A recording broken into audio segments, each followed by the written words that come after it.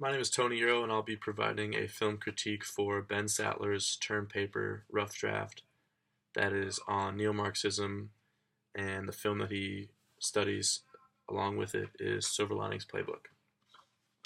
All right, so right off the bat in Ben's paper, he kind of establishes and touches on empire as the world order. And once he establishes empire as the world order in the neo Marxism theory, he dives right in this and also establishes Silver Linings Playbook as the neo-Marxist film that he's going to be relating it to and studying. And he identifies the main character, Pat Salatino, as a memory-damaged man, and he is the main character in this film, who we kind of relate the concepts from neo-Marxism back and forth with his experiences. And if you've seen the film, you'll know right away that the main experiences that he has a hard time with, and that's going to be really relative to neo-Marxism, is the fact that he has a traumatic experience where he can no longer progress. And to really give more background on this, Pat walked in on his wife cheating on him with another man, and this experience was so traumatic that it halted his development, his memories, and he was no longer able to make memories. He can't make friendships. He can't move on and progress from this experience. And the idea of progression and development is going to be really instrumental, I think, for Ben's paper. And he certainly, throughout his paper, continues to make that connection back and forth from neo-Marxism to the film Silver Linings Playbook. And I think that's a really awesome thing that he does, and something that's really helpful and useful to understand that concept of neo-Marxism and the myth that is presented by Hart and Negri, that is that empire is the new world order.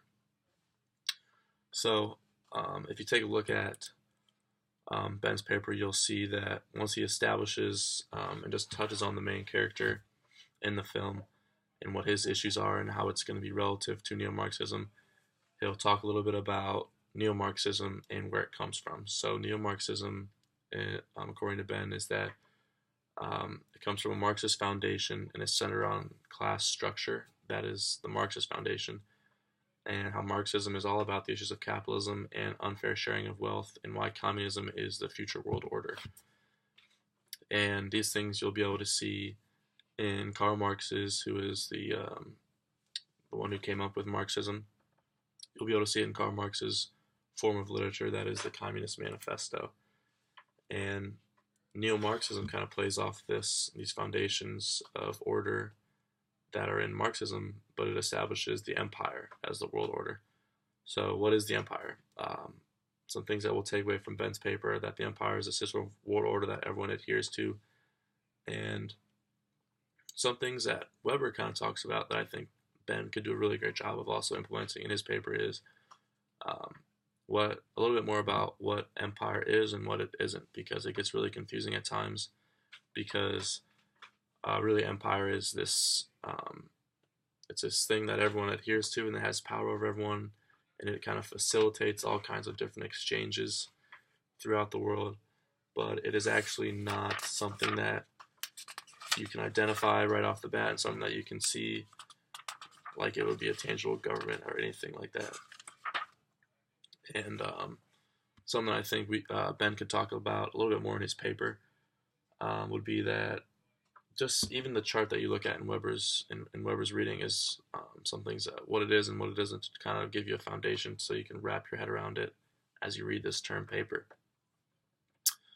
But once we identify the empire and what it is and how we can make these connections in the film Silver Linings Playbook, we if you need the empire, you need the multitude, and vice versa. The multitude needs the empire, according to Weber.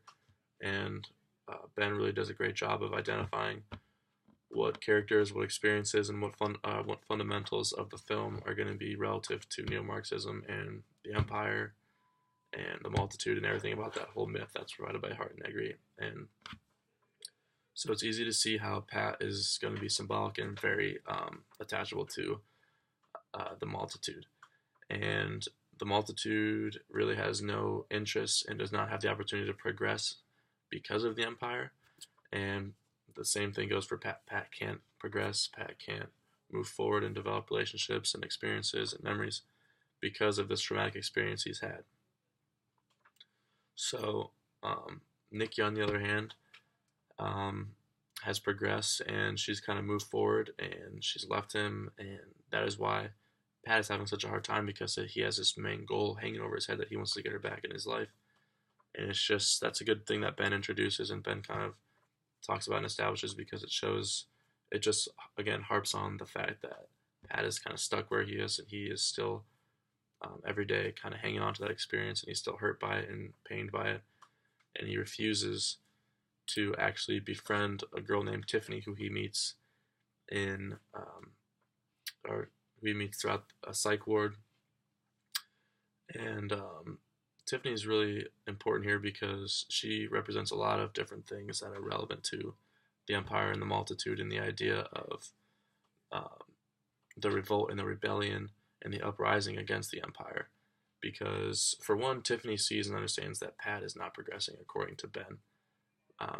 Ben talks about how Tiffany really doesn't like Pat's parents, because Pat's parents are just okay with Ben kind of being where he is and being stuck where he is, and they understand that the Empire that Nikki is not good, and Ben or Pat should not be around Nikki, and that she wronged him, but they don't really want to do anything about it. They just kind of want Ben to be where he is and just go along with his business with the kind of the condition that he has, according to Ben. And I think that's really, it provides a great illustration of how you can take a look at this and see the Empire and the Multitude. And Tiffany here, since she acknowledges this and sees how Pat is kind of set back and held back from it, she wants to kind of act as a catalyst for Pat and kind of something to spark Pat's progression and Pat's moving on with this experience and development and progression again. And Tiffany wants to be as real with Pat as she can.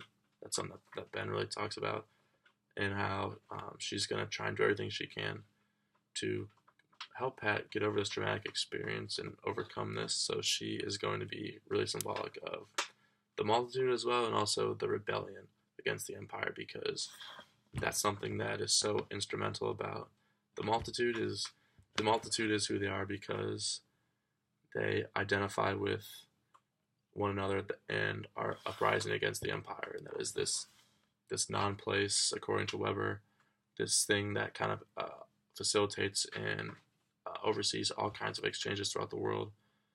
And without understanding that the Empire is your enemy, then the Multitude doesn't really exist, and they're all just a bunch of individual groups of people who are rising up against certain concepts and certain issues that they might have with all kinds of things, either politically, economically, or socially. So, as I said, the relationship between the Multitude and the Empire is instrumental for the Multitude, because they need to have something to identify themselves with, so they can have a common goal and a common enemy. And it's easy to look at this and say that, according to Ben, how he continues to acknowledge that it's kind of Pat versus Nikki here. How Nikki caused this traumatic experience for Pat, and she's going to keep him from progressing, just as the Empire kind of just places the Multitude where they are and where they may be, and they just oversee each and every exchange and just kind of keep them where they're at from progressing, from developing, according to Ben. And moving through that, Ben then talks about how fear is so significant, especially for the Empire, because as long as the Multitude fears the Empire and understands that the Empire is above them, then they kind of have this inferiority complex, or this understanding that the Empire has power over them. And the Empire needs this, and Ben talks about how the Empire thrives on this, and then they need to be powerful over people who have fear, which leads to uncomfortability and insecurities. And Ben does a good job of talking about this and identifying that how fear really plays a role in this concept of neo-Marxism. And so to just kind of talk about some improvements that I think could be made, or some things that might help Ben even make a stronger paper than he has, would be just to be more specific when talking about the Empire at the beginning of the paper, because the Empire is a really confusing concept. I think we kind of acknowledged that when we studied it, and to just be more specific in the fact that it's really not a tangible government. You didn't really say that it was or wasn't, but I think understanding that the empire is just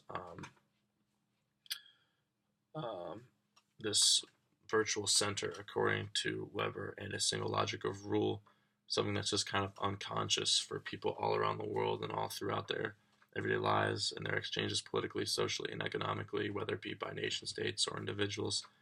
Um, it's just something that I think if you kind of identified early on, it might help people because that also might be relative to the film and how Pat might be able to, um, how he's not able to move on and progress. It's kind of this unconscious thing that he has, and he doesn't know why he can't progress. He doesn't know why he keeps playing this over and over in his unconscious mind or in his mind consciously, but it's always there.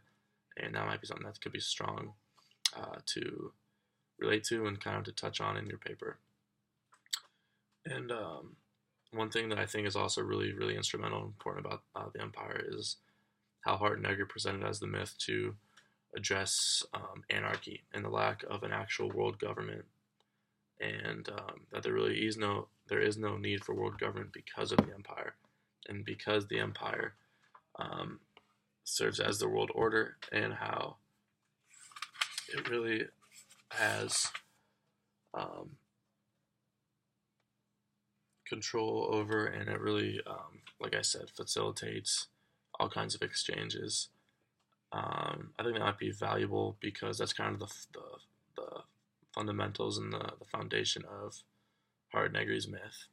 And again, I think it might be useful, and I think your paper is really strong. I really give a lot of respect to you because you've done a great job of identifying and honestly helping me relate the film, which I've never even seen, to such a tough concept that Weber even feels that it's tough to identify and teach. So, great job and good luck finishing out your final copy.